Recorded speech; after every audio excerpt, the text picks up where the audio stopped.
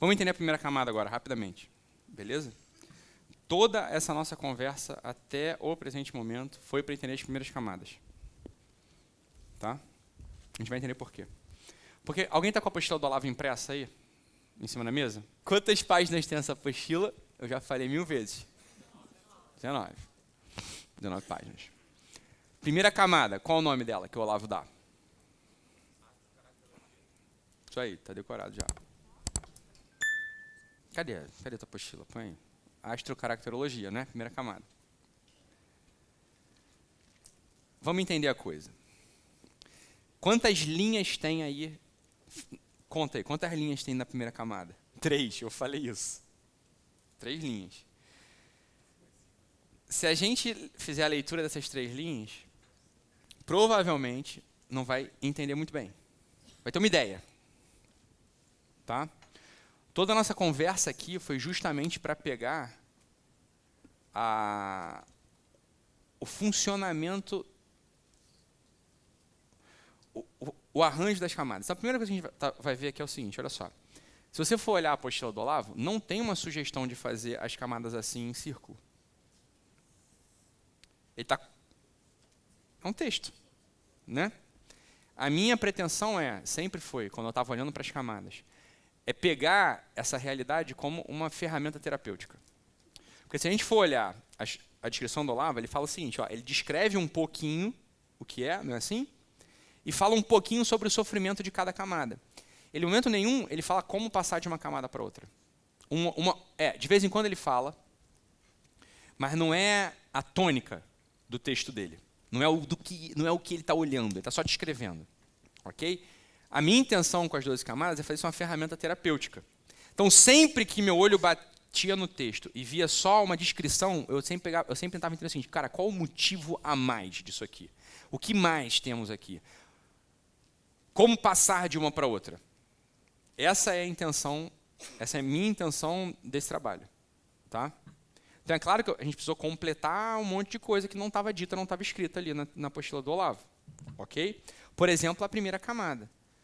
Tudo que ele fala da primeira camada são 3 linhas. Então, assim, ou o sujeito tem um conhecimento prévio, ou ele não vai entender nada. O que é a primeira camada? Qual é a motivação da primeira camada? Em primeiro lugar, a gente precisa entender o seguinte. As 2 primeiras camadas, elas estão sempre elas estão sempre presentes na gente. Você não tem a motivação da primeira camada hoje. Ou seja, hoje, não é a motivação da primeira camada que explica os teus atos no mundo, evidente. Por quê? O que é a primeira camada? A primeira camada é uma camada de pré-existência, é uma condição anterior de existência. Eu vou explicar isso direitinho para a gente agora aqui. Vamos lá. Quando você entrou no mundo, preste atenção nisso aqui, isso é bonito demais, cara. Isso é bonito demais. Isso é quase poesia. Quando você entrou no mundo sendo algo, para ser algo. Lembra do boneco que eu criei? Vocês viram eu desenhar o boneco? Exceto a Beatriz, que chegou depois.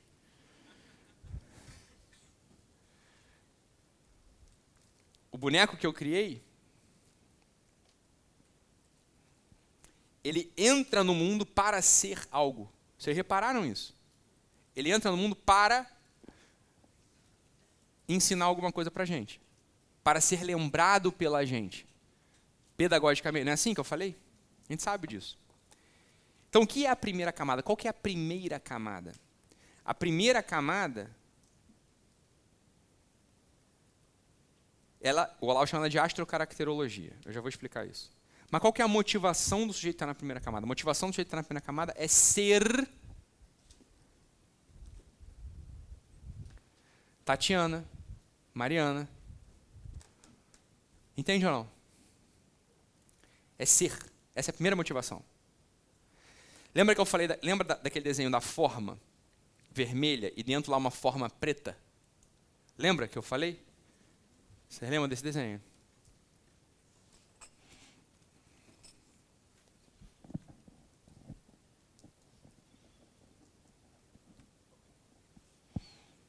Aqui.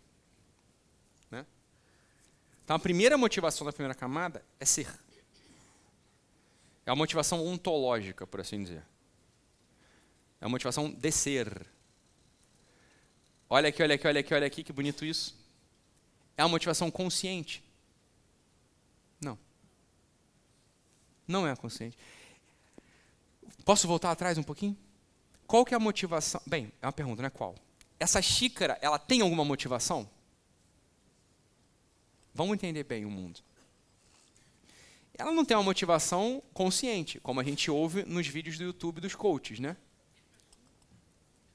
Não é esse tipo de motivação que a xícara tem. Mas se a gente for profundo e filosófico, ou seja, se a gente estiver instalado na realidade, a gente olha para a xícara e sabe que a xícara tem uma motivação.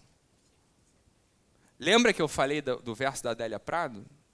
Às vezes Deus me tira a poesia, eu olho para a pedra e só vejo pedra mesmo. O que é isso? É a Adélia Prado contando para a gente. Olha, às vezes a gente fica tão estúpido que a gente olha para as coisas e não vê que as coisas são para algo. É um ser para. A xícara é para guardar o café, ser tomada, enfeitar, sei lá, depende de cada coisa. Não é isso? É claro que a xícara tem uma motivação. Ela nasce com um certo, ela é criada com um certo código, ela é criada com uma certa intenção. Qual que é a motivação da primeira camada? A motivação do sujeito que está na primeira camada é exatamente a mesma, é ser você. Tá? Então é claro que o pessoal, é muito engraçado isso, porque esse conhecimento das camadas, em primeiro lugar, é um conhecimento que não é amplo, já está muito amplo, é impressionante na verdade, né? Com a nossa divulgação, porra, a gente sabe que o negócio furou a bolha quando os termos técnicos viram xingamento e piada, né? Ah, você está tão quarta camada, né? Fala, gente, eu já acordei tão mal que eu voltei para a primeira camada. Assim, o pessoal fala essas coisas, né? Outra assim, nossa, encontrei o Ítalo, fui para a 10ª camada. Alguém escreveu isso numa história. Então, assim, quando começa a virar piada, você fala, puta, o negócio tá divulgando, tá bom, gosto disso. Mas é claro que a gente sabe que essa fala, né, voltei para a primeira camada, é só no campo da piada, da brincadeira. A gente já vê que nenhum ser humano com consciência pode estar na primeira camada. Entendemos isso, né? Quer dizer, não tem como estar na primeira camada. A primeira camada, na verdade, ninguém está. Dá para entender isso ou não? Ninguém está na primeira camada. E isso, nem o bebê está na primeira camada. Porque o bebê já tem hereditariedade, ele já apareceu. Ele já tem matéria, ele já tem um outro tipo de intenção. Segunda, vamos falar lá. A primeira camada é uma pré-condição de existência. É assim, ó, isso aqui é tu, bichão, e tu vai ter que você vai se desenvolver aqui, com isso, com esse contorno formal. Entende isso ou não? Lembra da forma que eu falei? Lembra aquela porra da forma? Lembra, né? Isso aqui é tu. És tu. E é nesse sentido que o Olavo fala que a escola, e a gente vai ver isso aqui, isso é muito bonito, a gente vai botar, cada camada, ela tem uma escola representante, uma corrente, ou é psicanálise, e por aí vai. A gente vai falar delas. Tá? E aí, quem que foi que perguntou? Foi a Estrela. Qual que é o itinerário, qual que é o passo a passo que você dá para a gente poder caminhar? Não tem muito, mas assim, eu vou indicar as escolas. Então lá dentro tem ferramenta, tem material. E você pode me perguntar, eu posso desenvolver. Né? Eu falei, a minha pretensão é fazer o volume 2, né, do curso. Né? Quem sobreviveu, quem quiser aprofundar. Aprofundar, Ítalo? Não, eu quero ir para a superfície. É que isso aqui é um buraco sem fundo, não sei se vocês repararam. Eu sei que é uma dificuldade, por mais que a gente tente fazer uma exposição clara e pedagógica, o assunto é um assunto que não está na cabeça de ninguém. Então, são dois problemas que eu tenho, a abertura de olho e a pedagogia. São dois problemas distintos. É claro que é um desafio pedagógico mesmo, né? E para um público heterogêneo. Então é evidente que é um desafio pedagógico, mas funciona até. Hoje vai funcionar, você vai ver. Sossega aí. Então a primeira camada é uma pré-condição de existência. Tem que ficar calmo. Fala assim, Ítalo, não estou entendendo. É claro que você está entendendo. Você só vai conseguir entender se você parar de pensar. Você tem que parar de pensar. O pensamento é uma atividade sua. A contemplação é algo passivo, uma recepção que você não está pensando. A contemplação é uma atividade necessária para o espírito humano. O pensamento também, mas a gente não tem que pensar o tempo todo. Às vezes você tem que parar de pensar. Parar de pensar não é ficar burro. Parar de pensar é perceber o mundo. Eu só estou percebendo o mundo. Isso é contemplação. Né? Então, por exemplo, é um exercício que eu proponho para alguns pacientes, para alguns amigos, para algumas pessoas. No Guerrilla Way, na primeira semana do Guerrilla Way, da primeira semana, eu falei, olha, faça exercício de contemplação do sol nascendo, de uma montanha, de um pássaro, de uma árvore. Fica quieto, para de pensar. É misterioso, dá para fazer. Sobretudo porque a gente só pensa. Então, assim, 99% das coisas que a gente pensou é lixo. Aí 1% até prestou para alguma coisa. Se a gente contempla mais do que pensa, tu vai ficar mais inteligente. Porque, por comparação até, tu pode pensar merda, tu fica mais inteligente. E tu ainda contemplou, tu viu como o mundo é. Então, é claro, o exercício de contemplação, ele vai te dar a percepção de que, por exemplo, quando eu estou olhando aqui para vocês, é claro que você tem uma motivação intelectual, você tem uma motivação consciente de algum modo. Mas se eu olho para você com um pouquinho de atenção e fico te olhando assim por um tempinho, eu consigo pegar que tem uma outra motivação de fundo, assim, tem uma motivação estrutural, que é a motivação da primeira camada. Dito de outro modo, as tuas motivações conscientes só vão poder se realizar dentro do quadro de motivação ontológica. Entende o que eu quero dizer ou não? É o assunto ali do contorno vermelho e do contorno preto.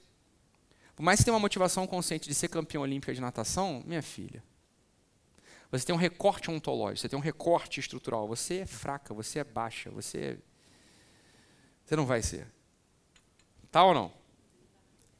Isso é a primeira camada. A primeira camada é a pré-condição de existência. Ah, isso é muito bonito.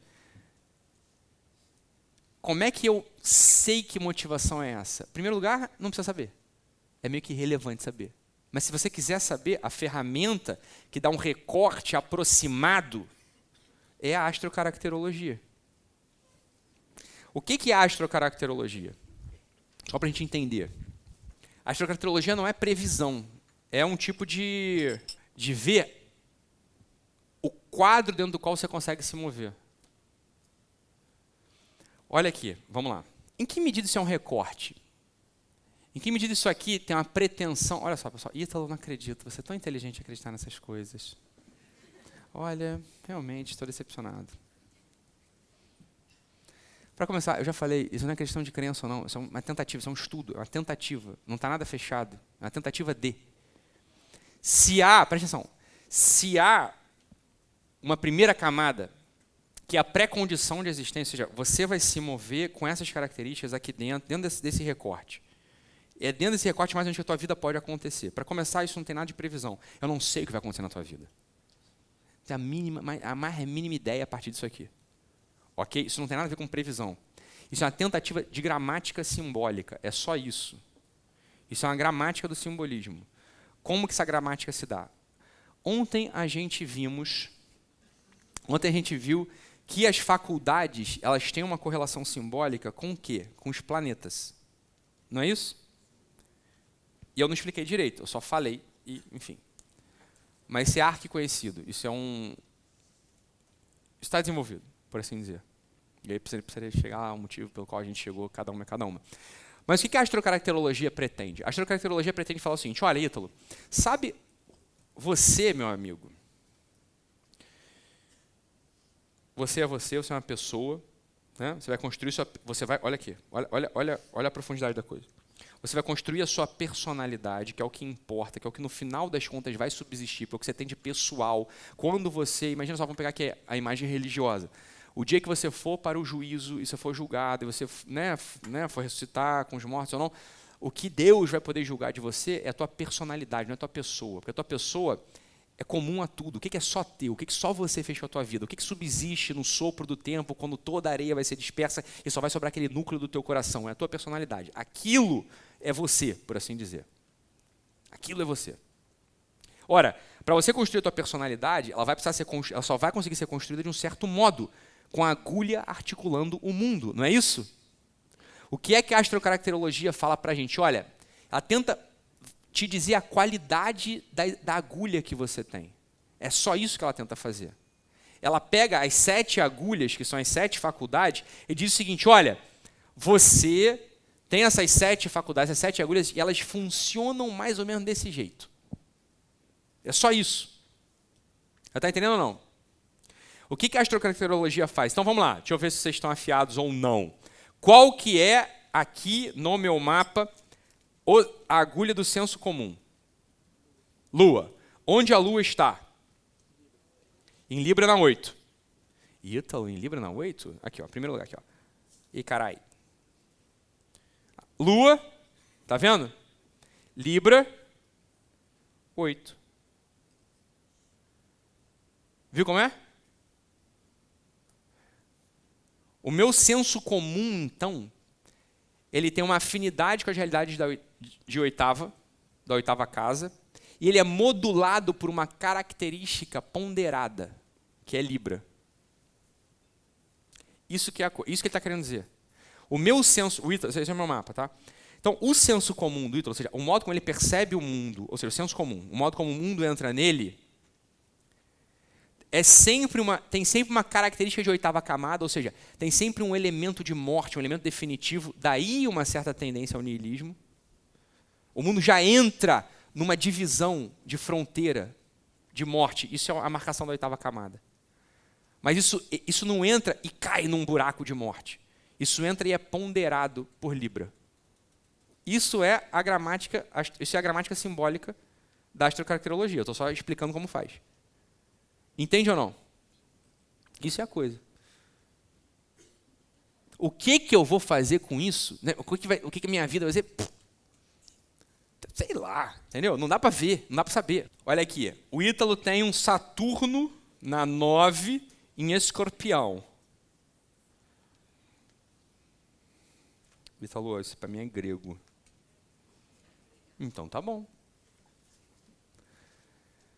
Vocês estão vendo meu mapa mesmo, batendo foto para poder me incriminar, né? Vocês vão vender isso no mercado negro. Saturno é o quê? Intelecto passivo. É a estrutura de recepção da verdade. Nona casa. É a casa intelectual. Então, quando você recebe a verdade, não cai no corpo, não cai na família, não cai, no meu cai no intelecto mesmo. Então, isso aqui é uma associação, na verdade.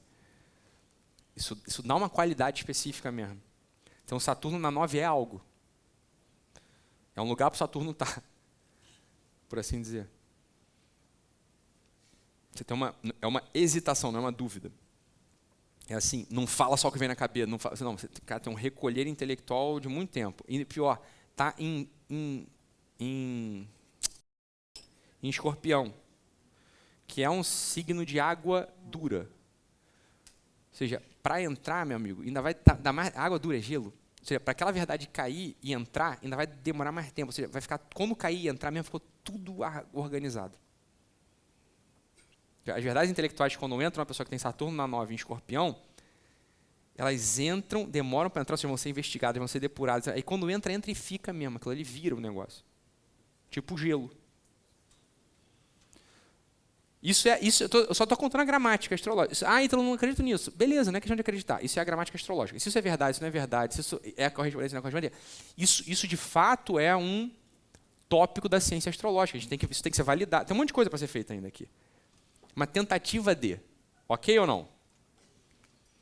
Então, foi o Henrique que perguntou? Onde é que eu faço um mapa para saber? Foi tu que perguntou ou foi o Caio? Foi o Caio. Você entende assim? Ô Caio, mas que utilidade tem saber isso? Pô, Ítalo, tô achando tão maneiro. Faz o meu aí. Não tem nada demais aqui. Você vai ver que no decorrer da vida não faz diferença você saber isso ou não. Não faz diferença nenhuma. Porque depende mil vezes mais da tua circunstância, do que você fez, do que você pôde, entendeu? Do que propriamente disso aqui. Tá? Mas isso é astrocaracterologia. Então, a astrocaracterologia e a primeira camada não tem uma pretensão terapêutica.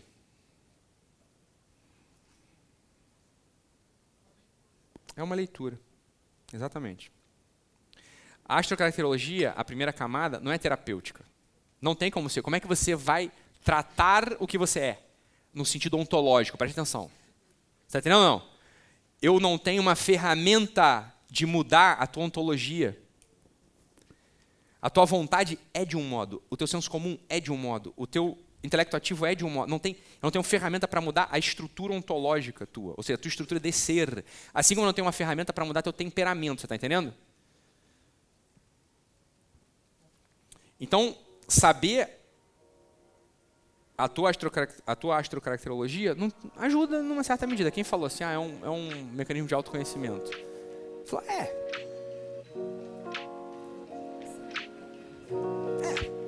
Mas você vai ver que no decorrer das camadas não serve para nada. É que a gente está na primeira, então parece grande coisa.